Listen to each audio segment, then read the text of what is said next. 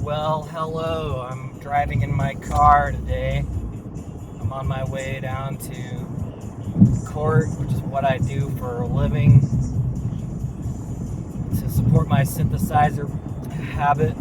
Got to make a little bit of money so I can buy more synthesizers because they're always fun. What are my thoughts today? Well, my one thought is this dude needs to chill the fuck out because he's going like 90 miles an hour and I need to get over. Oh, see, and then he just went in front of me because he couldn't be patient enough to wait for me to move over. I'll talk about my coffee. It's a Guatemalan that I roasted. I like to do a sort of a light to medium roast. It's delicious. Nice balance of acidity, sweetness. It's got some floral notes, subtle fruity notes. Here's what I want to talk about today is just getting something started. I've personally been struggling all through this COVID time. You know, I keep seeing videos of people. They're like, "Wow, I have all this extra time to create, and I'm doing all these things." And I'm like, "Yeah, I probably do have some extra time, but for whatever reason, I just can't get myself motivated to do anything." It's almost like there's this sense of depression around that is just making me feel like I don't like that light shining on me. But it's just so hard to get moving. It's just so hard to start anything. And I wonder how many of you feel that way. Has it been easier or harder for you to get things going during this pandemic?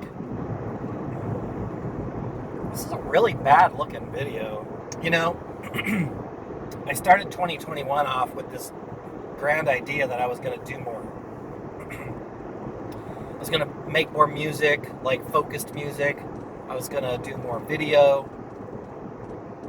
And for some reason, I just can't seem to get myself motivated.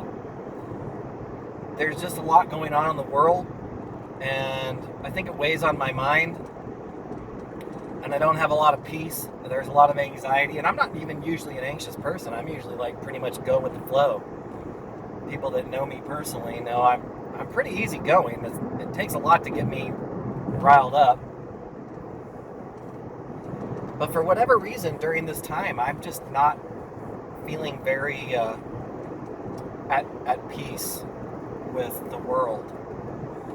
And it's difficult to get into a groove of, relaxed creativity, I guess I could call it. So what do?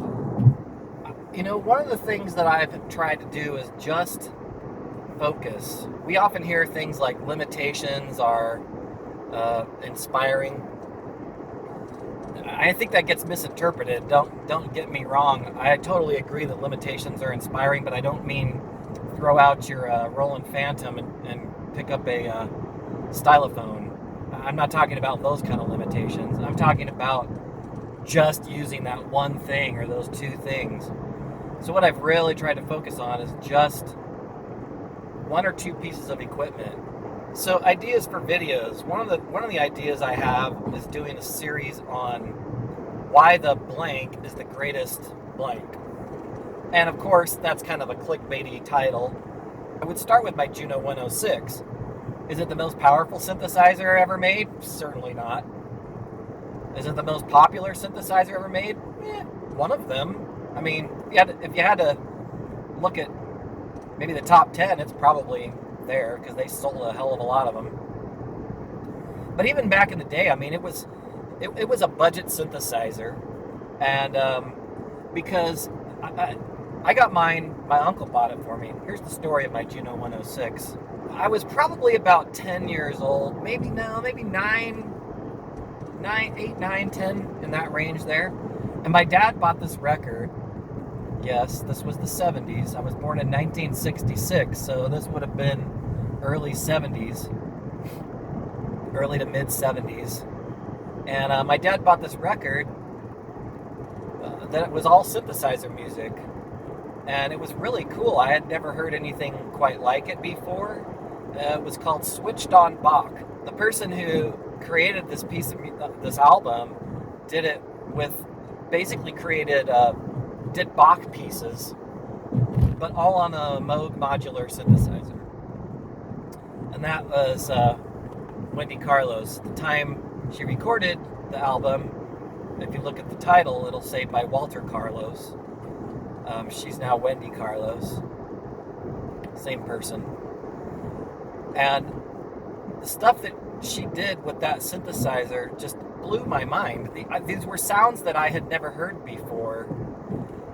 I was really into sound and creating my own. I'd get a tape recorder and I would just record sounds. I would make sounds. I would put my mouth up to the microphone and go wow, wow, wow, just to hear the different tones and the different sounds, timbres that I could create. So when I heard this switched on Bach and I heard these timbres, these tones coming out that were just unlike anything I'd ever heard before, I was like, wow, what is this thing? This sounds really cool. It's a synthesizer.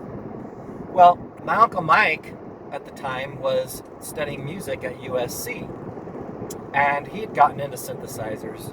You'd only usually have a big modular system at a university like USC. And so I'm sure he was exposed to that kind of thing in his music department.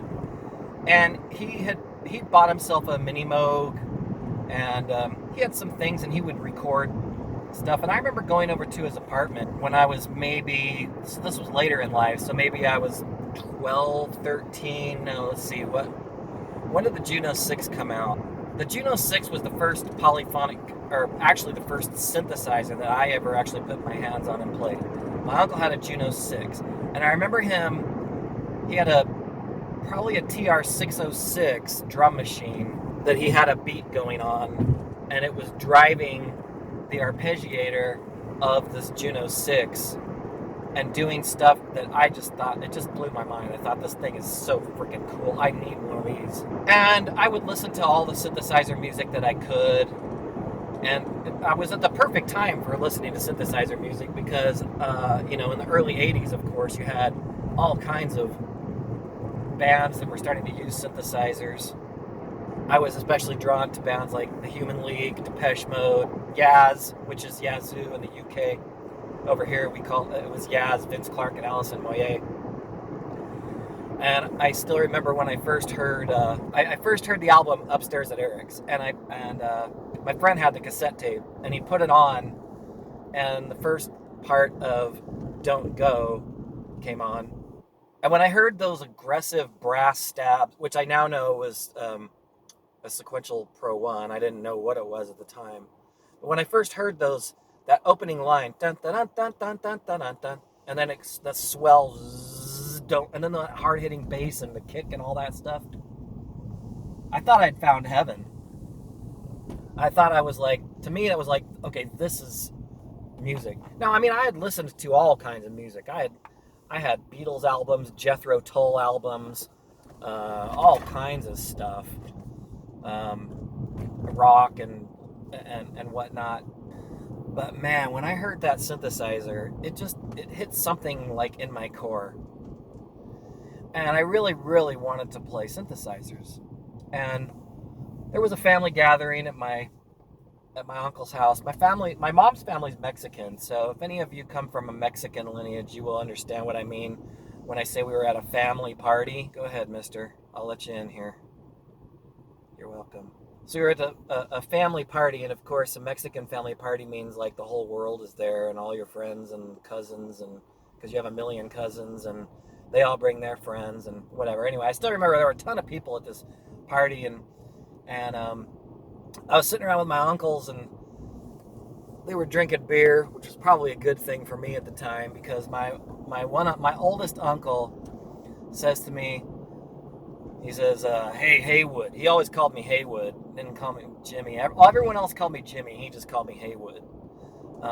His name was Edward, but everyone called him Goni. And Goni was like the smartest person you'd ever want to meet. Had a PhD in anthropology and just a brilliant person all around. And he says to me, "Hey, Haywood." Big guy, so I'm using that voice. He's a big guy. "Hey, Haywood, what do you want to do with your life?" I'm like 16, 17 at the time. And, they're probably looking at me, this teenage kid who doesn't know what the hell he's doing in the world. "Hey, Haywood, what do you want to do with your life?" And I said, "I want to be without hesitation, I'm like, I want to be a musician." And he's like, "Oh yeah, what do you want to play? Like a saxophone or a trombone or something?" Now my family was, I come from a family of musicians. My grandfather was an entertainer. That was the way he raised his family. He played guitar and he sang and he wrote songs, and he was in movies and recorded, and he did a lot of things musically. And so I have several professional musicians in my family. So when I say musician, he's thinking, traditional instruments. And what do you want to play? Saxophone? And I'm like, no, I want to play the synthesizer. He's like, oh, hey, Mike, isn't that what you play? You play synthesizers? And Mike's like, yeah. He goes, so what is there? What's out there? I'm like, oh, I said, there's this one. It's a Juno 106. That's what I want. Because I'd gone into these music stores and I'd played with the synthesizers, and the Juno 106 had come out, and it was just kind of like the Juno 6. And so I was immediately drawn to that because I had played a Juno 6 before. And just all the faders and everything on there were just so cool to be like, oh, I can just move this thing and it changes the sound. Check this out. I had no clue what the things were doing, especially sitting there in the music store. I'm just some dumb kid. So I didn't know anything. And so he's like, Juno 106, how much do those cost? And I'm like, I don't know. They're like over $1,000. Oh, well, Mike, do you think you could get a good deal on one of those? And Mike's like, yeah, I probably could. Well, let's see what we can work up for the kid. And I'm like, you're going to buy me a synthesizer? A couple days later, I get a call from Goni. Hey, Haywood, I talked to my accountant. We can do this. We can do this synthesizer thing. I'm going to get a synthesizer. A week or so after that, phone rings. Hello. Hey, Haywood, go over to Mike's. He's got something for you. So I lived about an hour away from my Uncle Mike. Drive down to his apartment. There, brand new box, Juno 106. I open that thing up. This is 1985 now. I open this Juno 106 and I'm like, hell to the fucking yes. I have arrived. I am now Vince Clarke. Well, obviously, I didn't know what the hell I was doing, but that's the beginnings of my Juno 106.